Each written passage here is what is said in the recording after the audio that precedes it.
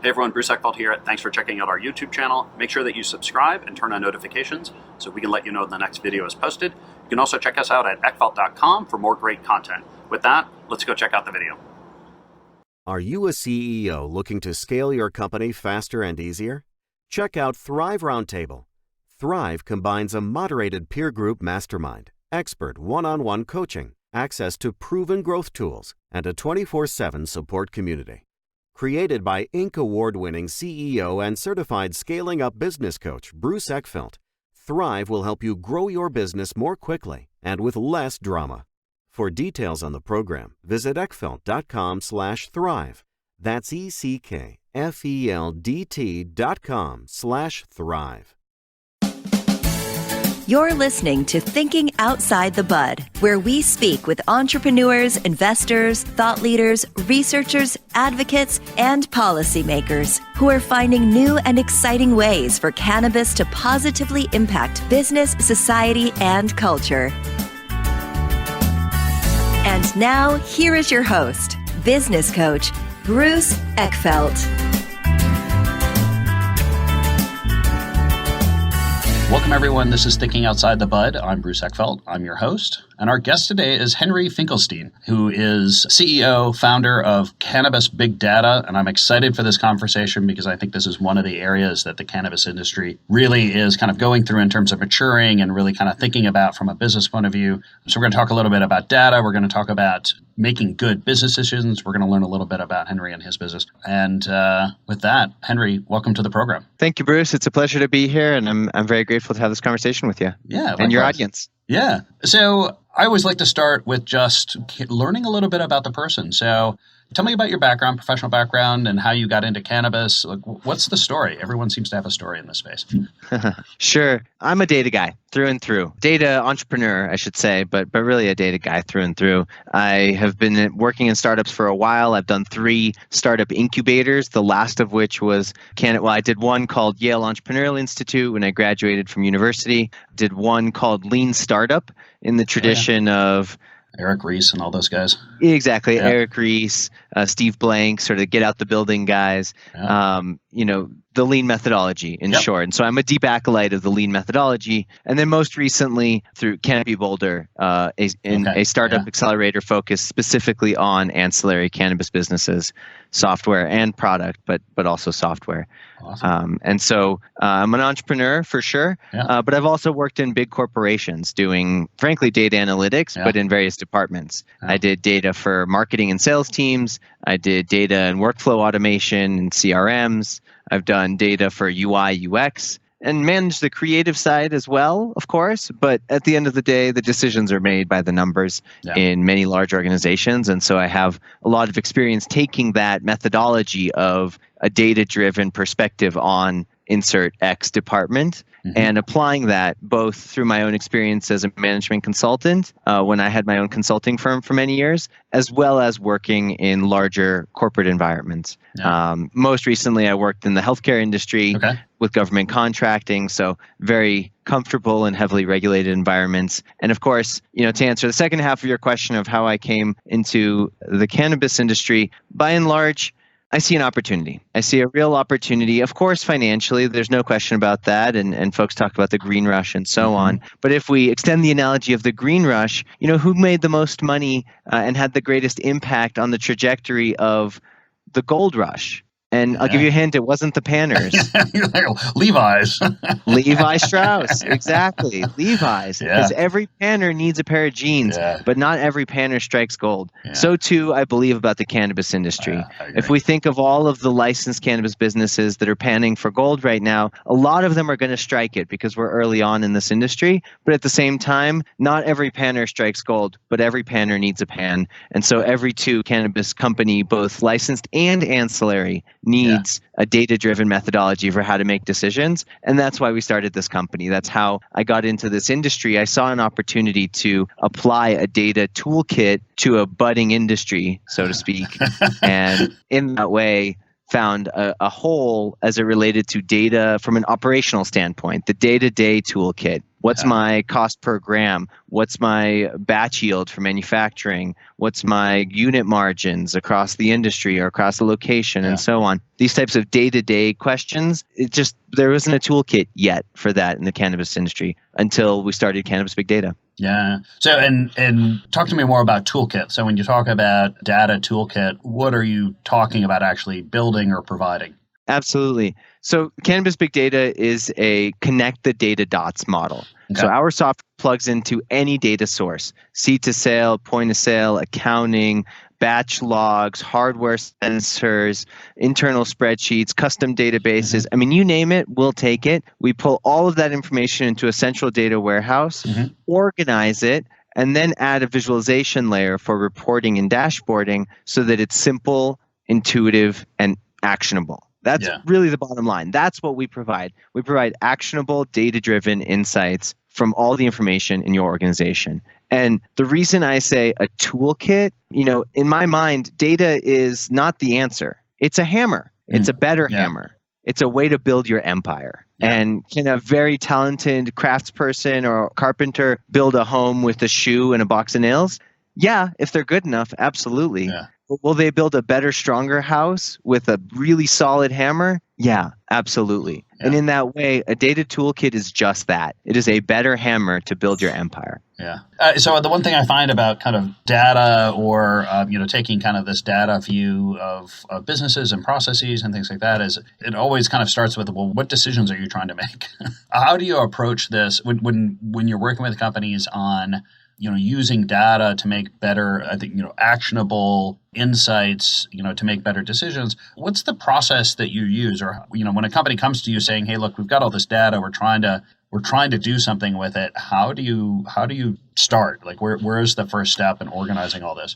Yeah, you nailed it, Bruce. And you really outlined one of the key questions. And in fact, you answered it in your question.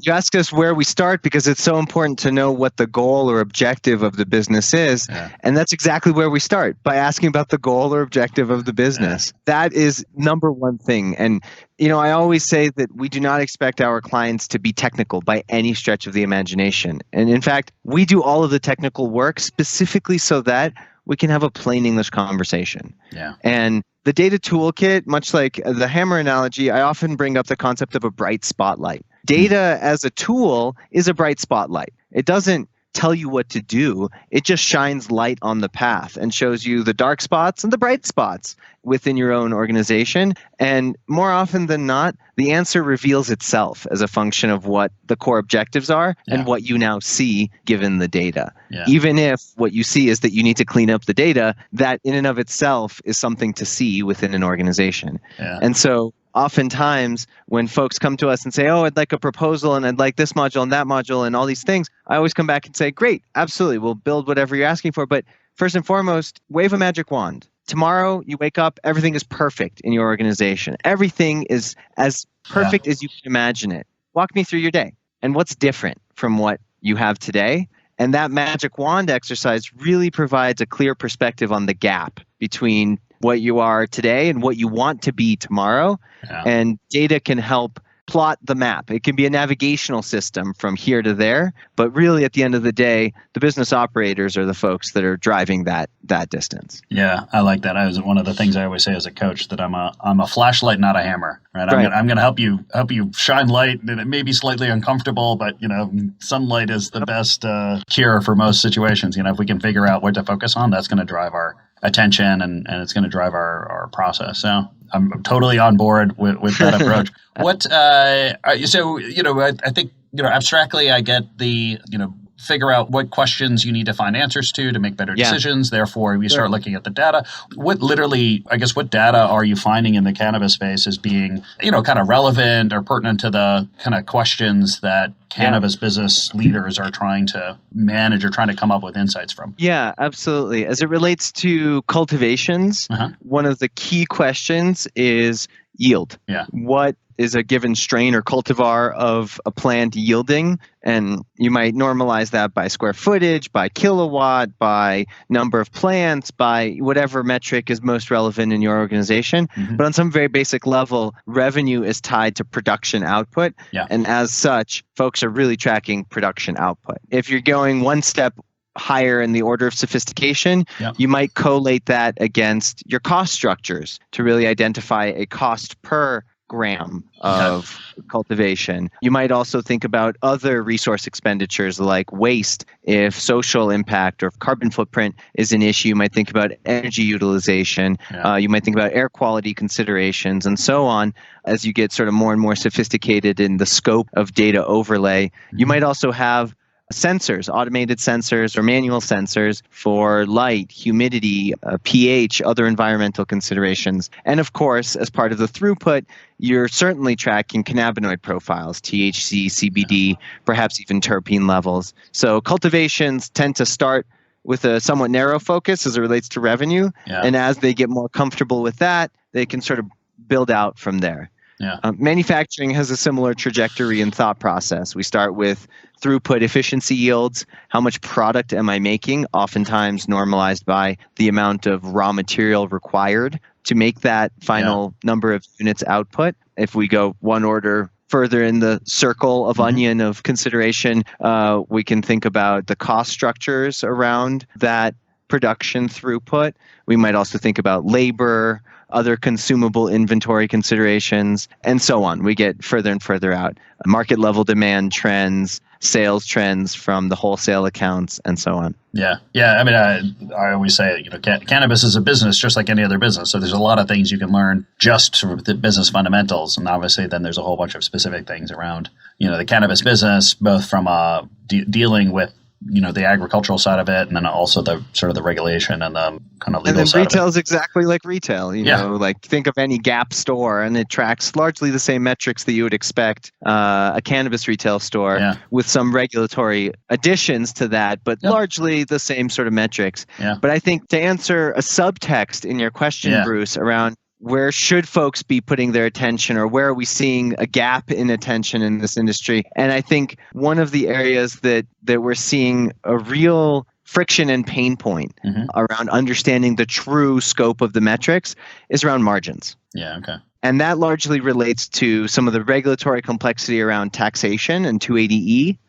And charts of accounts are not always set up in a traditional operational concept. Oftentimes they're set up with a different function in mind. And as such, true operators that are focused on business concepts that come from other industries or have more traditional gap accounting or more traditional accounting practices that really help them drill into unit costing, that is hard in this industry. To really have a true unit cost that is fully reflective of all the considerations requires a lot of thought and diligence at the data architecture level that certainly we provide, but that very few organizations have the mental and resource bandwidth to tackle in the way that it truly needs to be to get to the drilled down per penny, per SKU, per unit, per batch level that this industry will invariably get to within the next couple of years. I totally agree. I think that one of the biggest challenges I think I find it in most businesses that I come in and work with is the chart of accounts is typically set up for taxation purposes, and if the accountant running end of year, tax liability, not to really help you develop insight around what's working and what's not working in your side of your business. So kind of getting an operational chart of account set up can usually be a first task. And then, I think it's this whole idea of cohort analysis, is very similar. I mean, we use it in the software side a lot, and the software as a service, it applies to the cannabis space in terms of the grows and understanding, the grow that you started, 4 months ago, has a life cycle, and I need to understand, what did that grow kind of experience, versus the next grow, and how do I really analyze on my per batch or per cohort what worked and what didn't, because it's very easy to kind of get that askew, to see a result and kind of assign it or attribute it to the wrong set of initial criteria or initial circumstances that caused that result. And so teasing that apart, I think, is one of the bigger challenges from just kind of an operational analysis point of view. And it sounds like that with good data, I certainly find that it makes it much easier. I can associate those results to the different timeframes. Bruce, I'd love to dig into that just for a second. I don't mean to derail your questions. No, that's good. Good data. It's such a subjective concept of what good data is. And a lot of people think that clean data is good data. And in some ways, perhaps, but I really want to be careful there for yourself and all the listeners, because that's a subjective term that I sort of reject on a qualitative level. Yeah. To me, the only relevant data is actionable data. Totally. Yeah, exactly. Can I do something with that information? Because if not, it's worse than useless. It's distracting. Yeah. And it takes my attention away from that which I do have agency and action over. Yeah. And if it's not presented to me in a format that is actionable, the underlying data might be totally valid, but the presentation layer is not actionable. And as such, the reporting sucks, but the data itself is just as good as any other. And so I always try to tease that out a little bit, because so many people have a negative emotional experience of the concept of data, like with a capital D, the way they have a negative emotional experience with math and a capital M. And like that one algebra teacher that was a total asshole and gave me a D on that quiz when I really should have done just fine. And now I hate math for the rest of my life. And I get it, and that's fine. But one of the beautiful things I think about the trajectory of data science and data toolkits outside of the cannabis industry, and why I was so excited to start a data company in the cannabis industry, as it relates to the democratization of data and making it more accessible vis-a-vis better ways to see, understand, and internalize the natural intuitive insights of a data set as a function of just having a better window into that pool of wisdom and information. And so we are in the business of making it much more simple, much more intuitive, and ultimately, what's the most important, actionable data. To us, that's what quote unquote good data is. It's when we can do something and make money or stress less. Really, that's what we're trying to accomplish. Make more money or stress less doing exactly what we're doing today. And if we can accomplish either or both of those, then we're in a good place. Yeah, I think that's an excellent point, because I think it's easy to get sucked into kind of the allure of just more data. If I have more data, like somehow that's better. And I always, it's got to help you make a better decision. Right. And if it's not helping you make a better decision, or you can't make any better of a decision with more data, then you've kind of reached the bounds of your effort there. Talk to me a little bit about kind of internal versus external data. I mean, I think a lot of people sort of dive into the business and they start, looking at the databases and the things that they have, the reports, the spreadsheets and stuff. Where do you see opportunities to actually bring in, third party or external data sets as part of this process? Because I think that's oftentimes where I've seen some really interesting insights, is when you actually bring third party or external stuff into that analysis. Yeah, absolutely. That's a great question. And I think that's a line in the sand that a lot of folks conflate or sort of mix up, and it might be worth teasing out a little bit. Yeah. The difference between internal and external data, at least as it relates to our vocabulary, is the concept of data that's generated within your four walls of your business, so to speak, your sales numbers, your accounting numbers, your manufacturing numbers, your cultivation, and so on, your customers, your basket sizes, and so on. And then external data would be sort of market level trending. If you get a report from New Frontier or BDS Analytics or Headset or Cannabis Benchmarks, or there's a lot of great companies out there. Brightfield Group is another one that's worth mentioning. There's a lot of great cannabis data companies out there that publish. The LeafLink just published another sort of wholesale spot pricing report. These are great companies that are doing awesome work in that market level analysis standpoint, but that's different than being internal. And to answer the question around when is internal versus external data relevant, I find that external data is really good for understanding trends, general trends around what's happening around you. But it doesn't always inform exactly what the best choice is for you. Concentrates maybe on the up and up as a general market, but your part of town might be particularly keen on topicals. And so your topicals are growing way faster, and really you should be serving your customers and their needs recognizing and understanding what your place is in the greater context of the industry at large.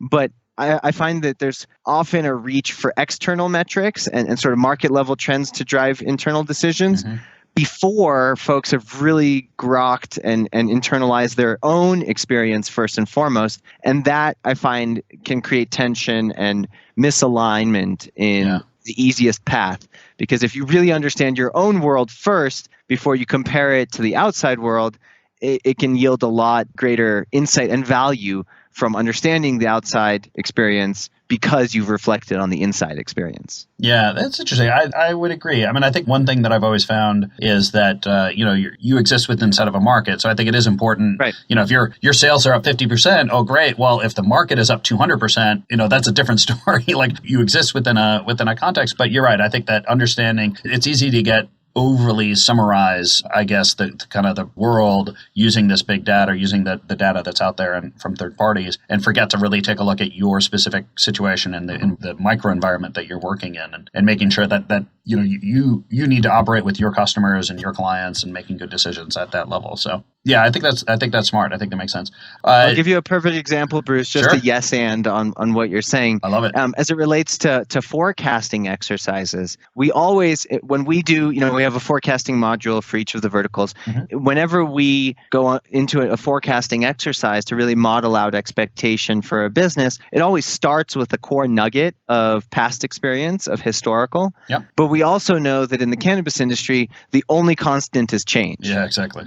Regulations change, competitors change, vendors change, products change, everything changes always. You can't expect it to stay still. So yes, you want to start with last year, last month, but we also know that because everything is constantly changing, last year and last month is only directionally accurate for next year and next month. It's not going to be linearly accurate. And so in that way, we want to make sure to start with our experience knowing what was, while also recognizing the greater context of what is and what could be looking ahead. So let me ask about that, because I think that's one thing that I find really, really valuable when I'm working with folks and we're going through this kind of forecasting, is I'm a big fan of scenario forecasting, right? So you take absolutely 4, 5, 6 different potential outcomes, usually looking at highly uncertain variables within the business, and look at what happens if. Right. How do you approach, I guess, tell me a little bit about how your tools or how you've kind of approached this kind of forecasting and scenario planning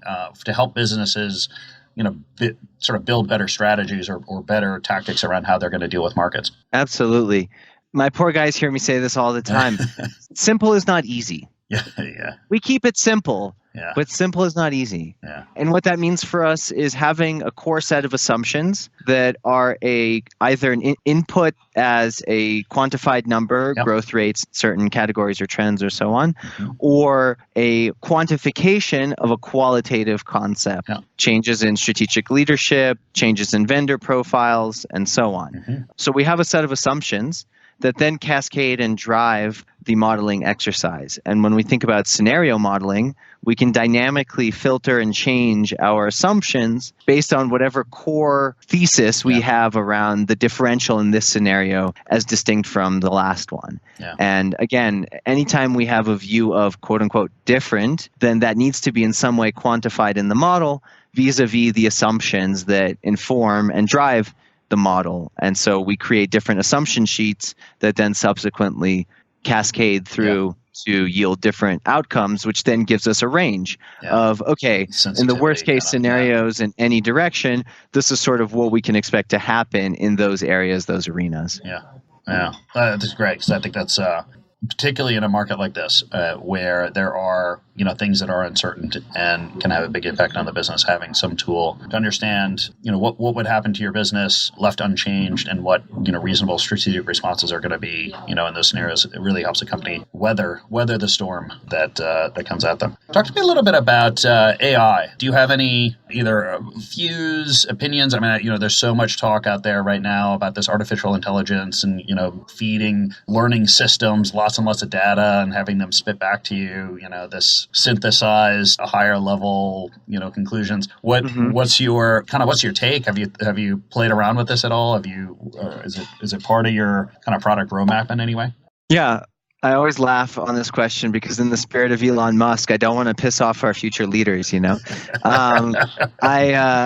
me personally, I feel like there is nothing more powerful than the human intuition. Yeah. Just period. There's nothing in my world. I do not, and this is, I'm a data guy by trade. Yeah. I am a technologist by philosophy. We can go into more root spiritual considerations if you want to get there. But on a very basic level, I find that we as humans cannot conceivably program anything as nuanced and intricate as the human intuition. Yeah. And the web of interconnectivity of one human connected to another has implications that I really, on just a root philosophy level, do not believe can be recreated in an artificial network of synthesized robotic concepts. Now, when we unlock the algorithm to create consciousness, that's a whole other ballgame. And I'll punt on that for now, although it's a fascinating kind of future dialogue. Beyond the scope of, Yeah, I don't think we're anywhere near it yet. I think it is conceivable to stumble upon something that approximates consciousness, and that's both fascinating and terrifying in many, many ways.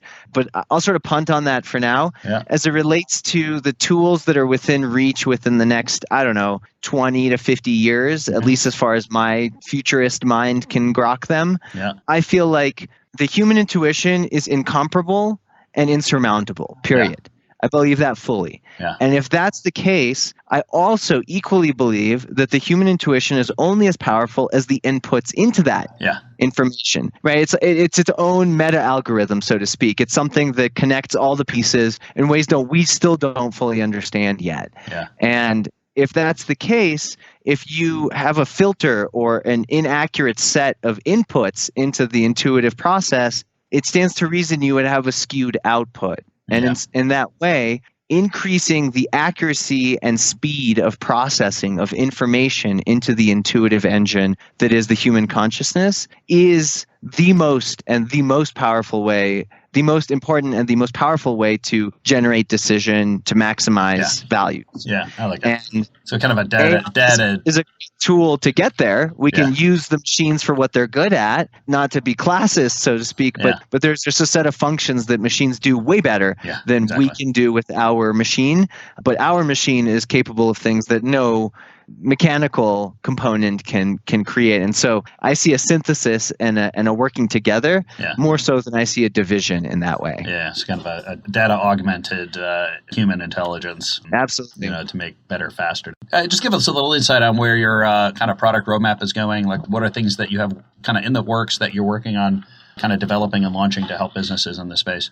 Yeah, so a couple of things that we've recently launched that are pretty badass and have been getting some good acclaim. We recently launched an inventory management module for licensed retailers that Meta and Rec that focuses one part on understanding inventory management. What products do we reorder when, from what vendors? What's our opportunity cost of having a stock out event? And then of course, what do we need to reorder so that we can have the desired inventory on hand, right? Some of these basic functions in other industries that sort of it's like one-on-one inventory management for most other companies, but it's fascinating. It's still happening. One of my favorite simulations to run is the beer game. Really helping leadership teams understand, the effect, the bullwhip effect of inventory ordering and lag and out of stock and things like that. But I think it's great that you've got actually some systems that are doing this, because I think that it's costly. If they don't get this stuff right, and it's sometimes not intuitive. Sometimes it's not. They don't without the data to kind of see the difference on those stuff. It's tough to intuitively get it without some of the data analysis. So.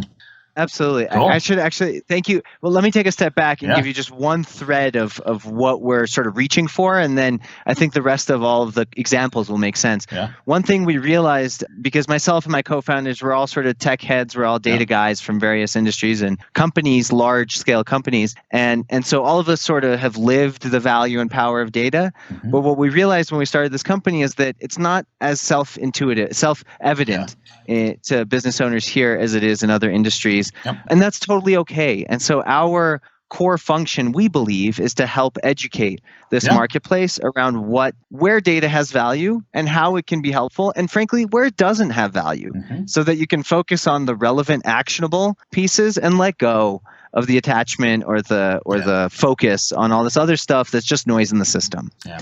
And so we started this team, the Research, Outreach, and Insights team, ROI team. And the whole purpose of the ROI team is to add value by having conversations, helping folks get it. So we have this inventory lunch and learn where we share best practices around cannabis inventory management. No sales, no gimmicks, no nothing. Just really, we bring lunch, we share with you best practices. If you learned, awesome. You give us a high five and we say thank you, good luck. So again, these types of concepts, and we have many ROI campaigns that we're staging over the course of 2019 to help educate and inform the market around areas where data can help soften and ease in the path of making business decisions in a qualified and profitable format. And so one of the questions we get all the time, as you know, I'm sure you've heard this pain point as well, is around the POSs. What's the best POS for my specific use case? Well, I think there's over 40 distinct POSs now in the marketplace focused on messaging something around cannabis. Golly, of course they're struggling to find the one that's relevant for them.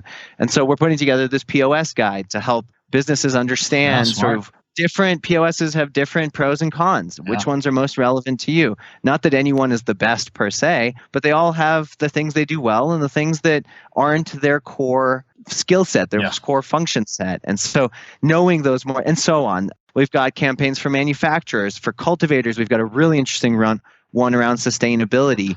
So really, the entire product roadmap is geared towards what we hear as pain points of the customer, of the end users in the industry.